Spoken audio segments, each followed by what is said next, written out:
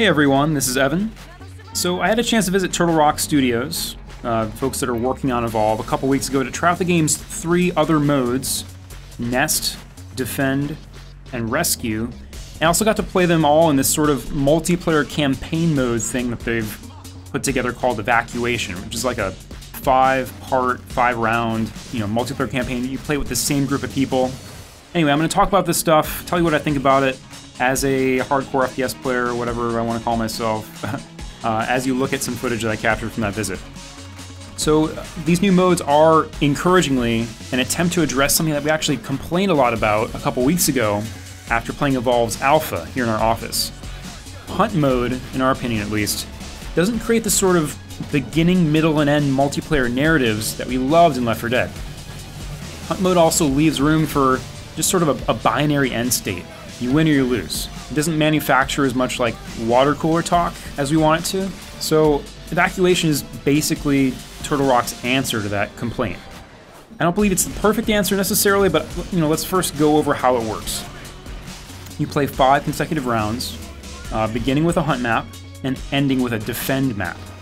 So the 3 maps in between are sort of a randomized mixture of the maps and modes, so you might play a hunt, then a nest, then a rescue, then hunt again, then defend, and these are all, on the 12 different maps. And there are actually 4 defend maps, I believe, 4 defend-specific maps as well. So that takes like an hour, maybe an hour 15, maybe 50 minutes. It's going to vary a lot based on just how quickly those rounds go, obviously.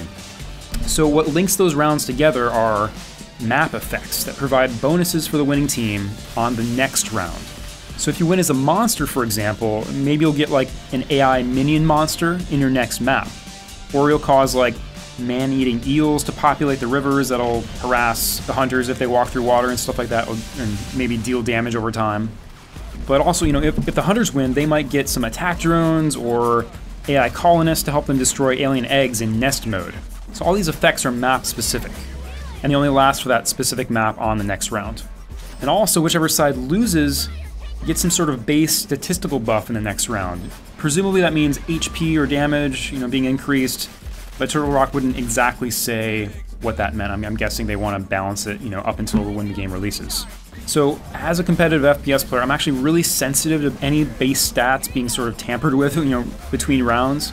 I'm okay with like really temporary buffs and power-ups that are already existing in the game, but these kind of invisible tweaks potentially to hit points and damage, even if they're really minor, it doesn't really gel with like your expectations, I think, about how much damage you can take either as a monster or a hunter.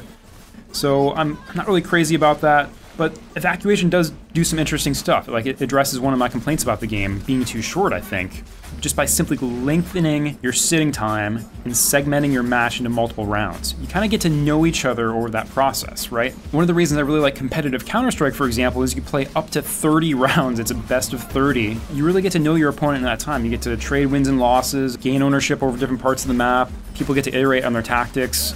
So, you get to have comebacks, and I think that's what Evacuation kind of allows for. It just creates history, and as a competitive FPS player, that's a little bit of what I want. But at the same time, I don't expect Evacuation to become the premier competitive mode for Evolve, but it is sort of the way I want to play the game with a group of 4 or 5 close friends on a weeknight. That's just sort of the amount of time, an hour. I want sort of an hour to care about something. I think that's what Dota 2 at League of Legends kind of discovered is sort of a good amount of time for hardcore players of the game, I think. Okay, so that's how the modes work at a base level. So here's some quick thoughts about Rescue, Nest, and Defend modes, which again can be part of Evacuation but can also be played separately individually.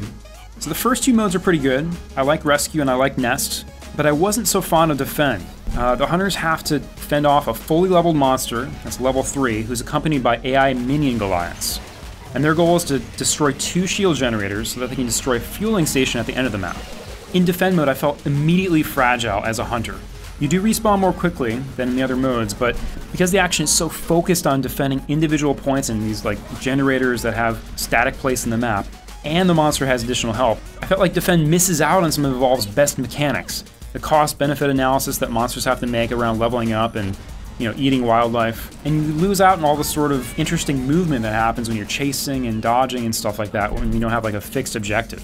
As for rescue mode, it's kind of a lot like Scavenge from Left 4 Dead 2. I don't know if you remember that mode. It was this alternate multiplayer mode where you had to ferry these gas cans back to a generator. It's a lot like that, except with helpless colonists instead of gasoline. So the hunters have to run out, they have to revive these colonists and escort them back to these extraction points. And the first side to save or kill 5 of these colonists wins. Nest mode has some interesting risk-reward stuff going on for it. The hunters have to destroy all 6 monster eggs on the map within 10 minutes. Splitting up is going to help the hunters clear them faster, but you'll be in more danger if you do split up. So there's some interesting sort of, do we want to stick together and take these eggs down one by one, but the monster could be evolving and getting stronger in the background, or we want to just really sprint, split up, and hope that we can knock them out quickly enough that the monster won't have enough time to catch up with us. The monster can also sacrifice an egg and to hatch it into an AI minion which pursues the hunters. We had this really tough match where the monster we were fighting hatched the final egg, and we had to kill that minion in order to win. He sort of realized that he had this defenseless box of hit points that we just had to kill that to win, so he transformed it into this other threat we had to manage. It was really clever. So what's nice about these modes is they give both sides objectives other than chasing each other. It creates a lot of cool fight or flight situations, like should we save our teammate who's down, or should we go break another egg, because that's what we have to do to win, or should I go hunt wildlife as the monster to reach level 3, or should I harass the hunters so that they have a more difficult time rescuing colonists in the early game? It's tough to make these decisions in the moment, especially when the game's UI is flashing in your face, and I feel like there's definitely going to be room for different tactics within each mode. Whether you want to be more aggressive or conservative or sneaky, I feel like there's going to be room for that, which is really exciting. So as someone who's really passionate about competitive multiplayer shooters, here's what I like about Evolve. There's a high skill ceiling for movement. In almost all situations, the monster is able to cover ground more quickly than you, and they have attacks that can reach you from really far away, like the rock throw, like the leaping attack. Bottom line, if they want to reach you, they usually can. And dealing with that disadvantage as a hunter takes a ton of physical awareness. You have to know how to kite, how to, say, lure them into a rock throw and then break line of sight at the last second. And if you spend your jetpack willy-nilly, you won't be able to get out of danger in time when you're in the middle of combat. I also like how much the weapons and abilities on the hunter side, and to a lesser degree on the monster side, are easy to use but hard to master. Some really cool skill shot weapons in the game. I got to play as a new medic named Kyra, who has this sort of healing grenade weapon that also transforms into an AoE Molotov bomb launcher sort of on the offensive side. But anyway, those healing grenades, they don't really heal a lot at once, but they have that AoE effect, right? So you can hit multiple targets, sort of splitting the distance between your allies and trying to heal as many of them as possible with every shot. It takes a lot of skill, as everybody's moving around and dodging and changing elevation and communicating with them. It takes a lot of just team synergy to sort of say okay, I need you in this specific moment to stay in this specific spot so you can stay alive. You can also lob them a really long distance, which I thought was pretty cool. There's also Cabot, who is one of the support characters. He's got this rail cannon ability that it's a super hit scan weapon, which means there's no drop off at all on the shot, but it can also penetrate objects and then go further 4 meters through. So you have to estimate how close the monster is. You can use his tagging ability. We can have this outline of the monster as he moves around the map and stuff like that. So you can use that to sort of shoot X-ray style through objects. And just the tracer darts in general take a lot of skill to sort of put yourself in a position to make this crazy long range tracer shot.